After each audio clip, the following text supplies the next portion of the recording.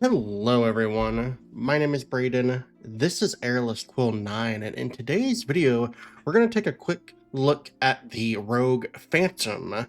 This is the revised version that appeared in the horror subclasses document that just came out recently with Unearthed Arcana 2025.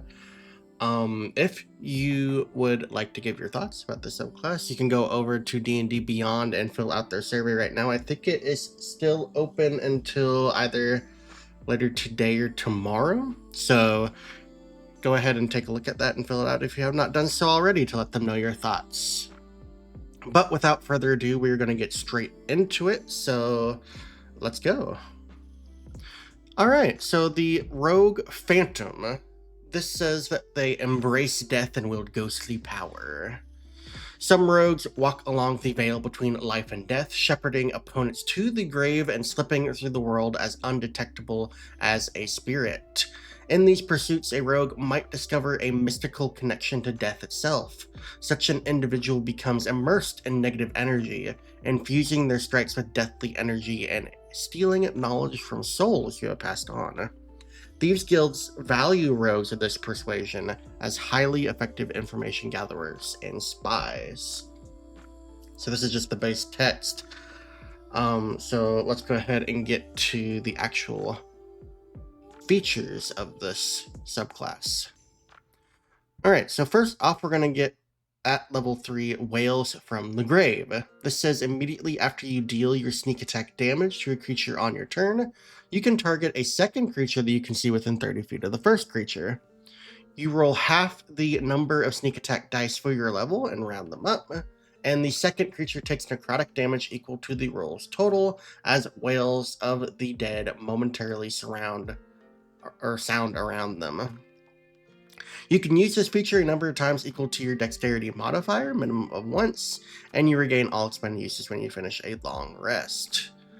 Really, the main change here from the version that we currently have is that the number of usages now scales off of dexterity rather than your proficiency bonus. So I do think that this is a nice change. Also, the text has been cleaned up a little bit and it's a lot easier to tell how to use this particular feature. So I quite like the changes to just this feature alone.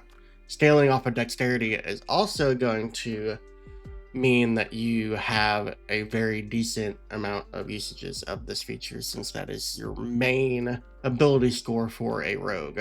So quite like that as well. Also at level 3, we get a feature called Whispers of the Dead. This says whenever you finish a short or long rest, you can choose one skill or tool proficiency that you lack and gain it, as a ghostly presence shares its knowledge with you. You lose this proficiency when you use this benefit again to choose a different proficiency. Also like how they cleared up this feature. This is pretty much the same as before, but they've just made it a lot easier to read. So quite like that as well. All right, at level 9, we get a feature called Tokens of the Departed.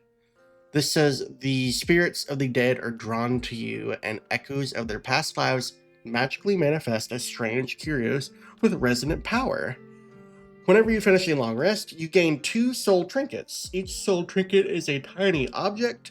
The DM determines the trinket's form or has you roll on the trinket's table in the player's handbook to generate it. These trinkets last until you finish another long rest, at which point they disintegrate. If you ever move more than 30 feet from a trinket, the trinket immediately teleports to you, appearing somewhere on your person. The number of soul trinkets you gain when you finish a long rest increases when you reach rogue levels 13 to 3 trinkets and 17 to 4 trinkets. I really like how they have cleared up the text here, and I do like that the soul trinkets now scale with your level a little bit more interestingly. Just seems like this is a lot better planned out, and as we can see continuing on, there are some really interesting ways in which we can use these soul trinkets that they've cleared up the usage of. Alright, so using soul trinkets, we can use soul trinkets in the following ways. The first of these ways is called Death's Knell. When you deal sneak attack damage on your turn, you can expend one soul trinket and immediately use Wails of the Grave without expending a use of that feature. The expended trinket is destroyed. That's pretty nice, especially if you run out of uses of Wails of the Grave. Granted, I don't know if that will happen that often, but ideally you're going to be wanting to use Wails of the Grave as many times as possible, so you could run out of these, so it's nice that you get some additional options to be able to use that feature additional times, other than the amount of times that you currently have. But there's also some additional ways in which we can use this. We also have Life Essence. While you have at least one soul trinket, you have advantage on death saving throws and constitution saving throws. This is a rather great feature here, so it's pretty nice to at least hold on to one of those soul trinkets, especially if you're having trouble standing in battle. That's going to help with those death saving throws, and just having advantage on constitution saving throws could be rather good in combat, since a lot of pretty devastating spells are attached to constitution saving throws. So quite like that as well. The other option that we have here is called Spirit Query. You can take a magic action to expend one soul trinket and immediately cast the Augury spell, requiring no spell components, and using Dexterity as a spellcasting modifier. The expended trinket is destroyed. So this is pretty interesting. I do like the use of this feature. Augury is a pretty interesting spell, and I do like that it scales off of your Dexterity, since that is your main ability score. This isn't really crazy. I mean, it may be odd that it scales off your Dexterity, but Augury doesn't really have any saving throws or anything attached to it, so this is perfectly fine in a mechanical sense. So I quite like the option of that. But yeah, I mean, it's really nice to have these soul trinkets in your pocket for use. And then the best part of this feature is right below. It says regaining soul trinkets. When a creature you can see within 30 feet of you dies, you can take a reaction to regain one expended soul trinket. So you could be using these soul trinkets like candy, and whenever a creature in combat is defeated, you can use your reaction to regain expended soul trinket. Granted, I can see a lot of people not liking that this is a reaction, but considering the power benefit of these trinkets, I think it might be okay that it is a reaction, because I mean, this is basically free uses of death now. This is permanent advantage on death saving throws and constitution saving throws, and the ability to cast Augury for free as long as you have soul trinkets to spare. So I quite like this feature, and I feel like they have cleaned it up a lot since the version that we previously got. So yeah, really like what they've done with this particular feature, and I do think it scales very well, especially since we do get additional trinkets at later levels, but just the ability to regain trinkets during combat as well, pretty great. I do like that quite a lot. Alright, next up, we also get an additional feature at 9th level. This is called Voice of Death. You can cast Speak with Dead once without a spell slot, requiring no material components and using Dexterity as the spellcasting modifier. You regain the ability to cast it this way when you finish a short or long rest. I do not believe this was available in the last version of the Phantom Rogue, so I really like this feature. It's very flavorful. It is situational, but you can use it often enough to where this is a pretty decent ability. So I quite like the addition of this feature and think it's very flavorful and fits the Phantom Rogue quite a bit. So quite happy that they added this into the game. Next up at level 13, we have Ghost Walk. They have cleared this up quite a bit. This says that as a bonus action, you assume a spectral form, gaining the benefits below for 10 minutes or until you end them, no action required. Once you use this feature, you can't use it again until you finish a long rest, unless you expend and destroy one of your soul trinkets from tokens of the departed. No action required to restore your use of it. So that's also really nice that they added in additional ways that you can gain back this feature. All right, so here's the benefits that we get from Ghost Walk. The first of these is flight. You gain a fly speed of 10 feet and can hover.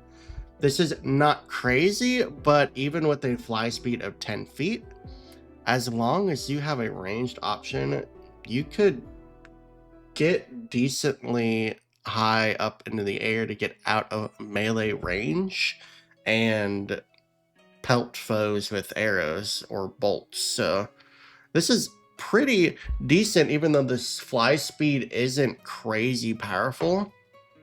I think even 10 speed can get you out of the range of most melee attacks. So this isn't crazily overpowered, but it is still pretty useful depending on what situation the rogue might find themselves in.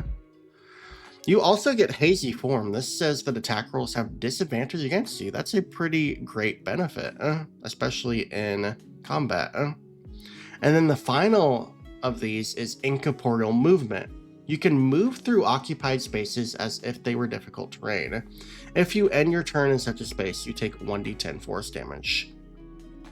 So this is actually quite different from the old version's incorporeal movement.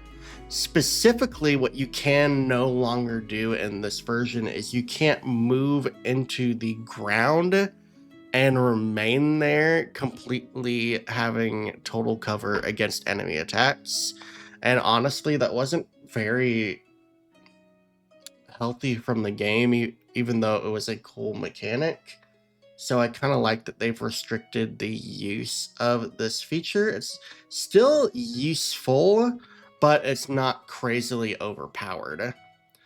Honestly, if they wanted to, they could slightly increase the fly speed of this feature, but even with what this gives you momentarily, and considering the benefits last for 10 minutes, not concentration, this is pretty decent, and some pretty useful abilities depending on the situation that you might find yourself in. And finally, at level 17, we get Death's Friend. Your association with Death has become so close that you gain the following benefits. Death's Lament. When you use your Wails from the Grave feature, you can deal the necrotic damage to both the first and second creature. This is really good, especially since we have so many uses of Wails of the Grave at this point. So yeah, that's just a complete damage bonus. So pretty great feature there. So I quite like that a lot. But there's also a second thing that we get, and that is Draw of Death. When you roll initiative, you regain 1 soul trinket for your tokens of the departed if you have none remaining. I mean, this is pretty situational, but if we do end up starting initiative with no soul trinkets, this does give us 1 to be able to use. So we're at least getting that advantage on the saving throws and Constitution saving throws if we don't want to use it yet. So this will at least maintain the abilities that you get from that feature so that you can use them if you need them. But it also incentivizes you to use your tokens of the departed as often as possible. So this isn't a crazy benefit, but it is a nice one to have, especially at this point, because we're going to be wanting to use all of these tokens of the departed that we have as often as possible. So yeah, quite happy with this level 17 feature. I mean, obviously Death's Lament is the best part of this because it just greatly increases our damage potential. And I think, yeah, this is going pretty well, and they've made some major improvements to the Rogue Phantom. Yeah, so overall, pretty great upgrades to what we previously had in the Phantom Rogue. I really like a lot of the changes that they've made, and they've just cleared up the features a lot more so that they're a lot easier to read and understand. and really they have vastly improved the functionality of the subclass as well, in my opinion. So I quite like all the features granted, and I can see this being a very powerful addition to the rogue, depending on what this comes out in at a later point. So yeah, let me know your thoughts in the comments, because I'm really interested if you guys also enjoy this as much as I did.